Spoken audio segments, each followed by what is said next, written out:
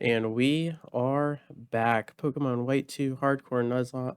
Only using Fire-type Pokemon. It is now time to take on the Elite Four and Champion Iris. Can we win this run? Okay, so for anyone left on the table and everyone we lost along the way, let's look at that real quick before we dive into the Elite Four. We don't have anyone on the table. The only one we could have gotten extra was going to be a Vulpix or Ninetales at the shrine with Waterfall that you get from End there at the end, but we are going to keep the roster that we've had. We want to cherish the team that have been with us for the longest amount of time. As far as the ones we lost, right there at the end of Victory Road, my goodness, I got completely blindsided by the Starmie. I should have looked ahead and should have seen it coming, but because I did not, we ended up losing the beloved Chubby Camel as well as the Flareon. Now, in hindsight, I don't think Flareon was going to make it to the Elite Four because look at that attack stat, and its best attacking move is Fire Fang. So that's not great, but the Camel was 100% coming to the Elite Four. The only positive I can see in that is its speed stat is so low, it's always going to have to tank something. So critical hits could be kind of scary, as we've been punished with that with Cofagrigus in the past. So we still have a Yawn user in our Fire Monkey, so I'm very excited about that. Simisear died in FlygonHG's run in the 8th gym, so it's really cool that we're going to be able to see him in the Elite Four and see what he can do. Chandelure is going to be huge. Arcanine's going to be huge. And this is the first time I've ever had Emboar make it to the Elite Four, as I usually can't work around his moveset and speed stat, but we're going to make it work for this fire run. Volcarona is going to be the ace in the hole, as well as Darumaka or Darmanitan for those sweeps. So without further ado, my goodness, I am so excited to dive right in. We're just going to walk straight into the Ghost Chamber here, take on Chantel and her Ghost-type Pokemon, and I've never had more trouble with an Elite Four and a champion than I have with this set of people or this group right here. So I'm going to do a quick save just in case we lose power, something crazy happens. And yep, the game plan for this fight is just going to be Celestial, the Chandelure popping off. We've got the level cap at 58 to match all of their ace Pokemon, and that special attack is absolutely broken. One more thing I need to mention is every EV is maxed out on all of these Pokemon. So for like Volcarona, special attack and speed maxed out. For Emboar, attack and speed maxed out. Darmanitan, we got the attack and speed on top of a positive speed nature. Arcanine, attack and speed. Our Fire Monkey is attack and speed as well with a positive speed nature. The only issue we have here is Chandelure's speed is negative. So that's like a huge blow. However, I still maxed out the speed stat, so it should be able to outspeed their Chandelure. If not, that could be a fatal mistake. But I'm going all in. We're just going to go for the clean sweep with the Chandelure given its attack, and it should outspeed at least 3 of the 4. And if it does outspeed her Chandelure, it's all over. We're going to secure the first win here, no problem. So let's dive in. Let's see if we can keep everybody safe. On top of that, we did give the Volcarona the EXP share to get that level 59 to acquire Quiver Dance for potential sweeps in the rest of the Elite Four. But right here, right now, Celestial comes down. No misclicks. Let's go straight into the Shadow Ball. Cofagrigus is strong, but not strong enough as the coffin falls. So 1 down, 3 to go. We did get up some points there for in the speed stat as well. I don't think Golurk is going to be able to tank a stab super effective Shadow Ball on top of an Expert Belt as well. That is just so much ungodly damage. And again, Drifblim is going to be a sacrificial slaughter here. It just comes down to the mirror match Chandelure versus Chandelure. We have so much preparation. We've put so much time into this run. There is the Quiver Dance. Beautiful stuff. We did kind of screw up at Victory Road, losing 2, but right here, right now, do you believe? Shadow Ball comes down. Celestial looking for the clean sweep against Chantal, and we are faster. It does do what we needed it to do. We clear the first Elite Four member. My goodness.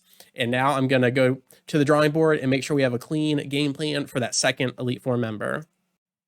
Okay, for the second member of the Elite Four, we're taking on Grimsley and his Dark-type Pokemon, and Game plan is basically our Darmanitan sweep. I'm just very nervous for a crit. We kind of saw this against Hugh, our rival, at the end of Victory Road. If Nimbus's HP bar goes too low, we won't be able to belly drum without hurting ourselves or killing ourselves.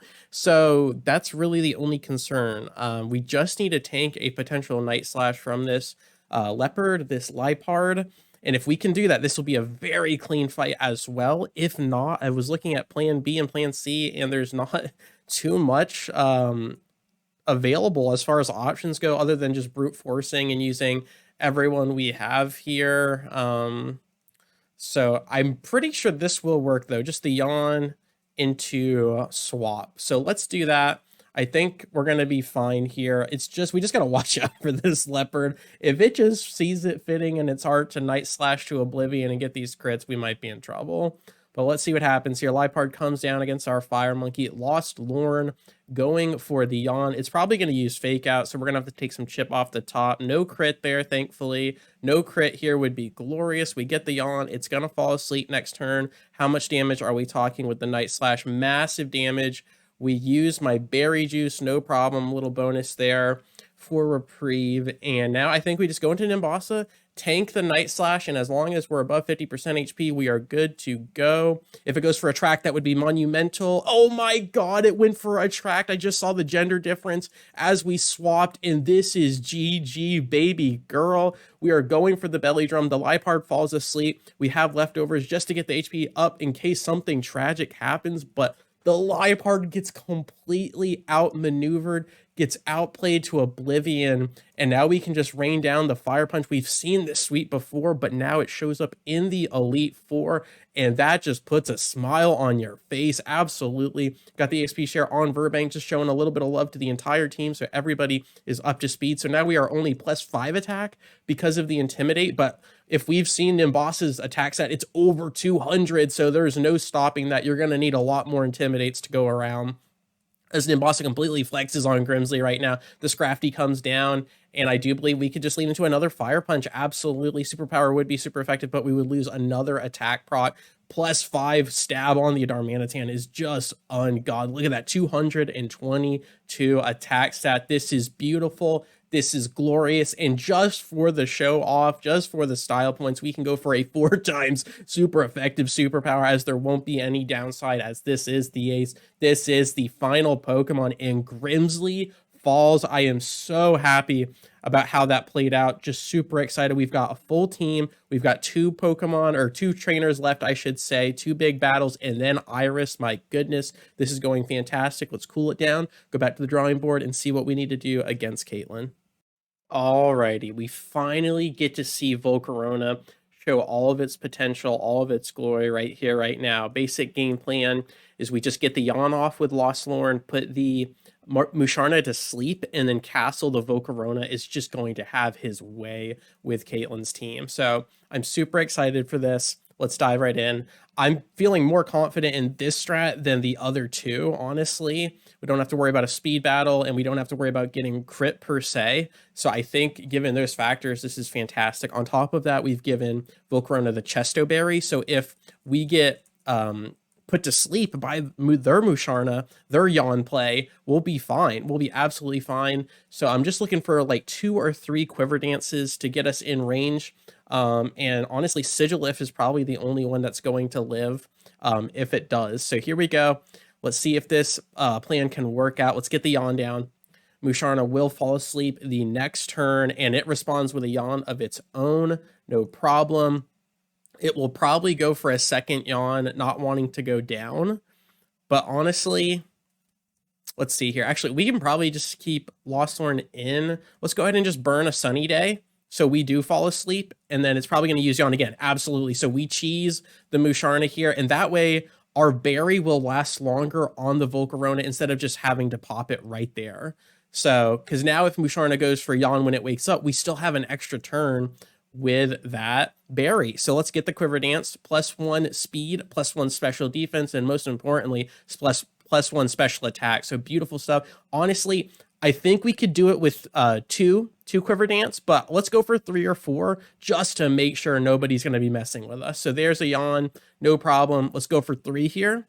Let's get the third one in there, and we are just going to be nuking everything in sight. We get the cheese, the sunlight fades, and there we go. So now we have 3, and it's going to use Yawn again. So now is the time to pull the trigger. Signal Beam comes down. It is stab super effective on +3 special attack, and we have yet another Pokemon that has over 200 special attack or in their specific attack stat. Sigilyph comes down, is looking for it all, but a +3 stab flamethrower should get the job done. If it holds on and responds with potentially a air slash, that might have hurt really bad, but no problem. Again, just so much firepower on this team. We've been really struggling to get here because of how hard it is to swap in and out of, but with all of these moves at our disposal, the yawns, the setup, the plays, it's so good. I love how we have a special attack sweeper in Volcarona and a physical attack sweeper in Darmanitan. It's just so nice, and this is going phenomenally. I am so happy.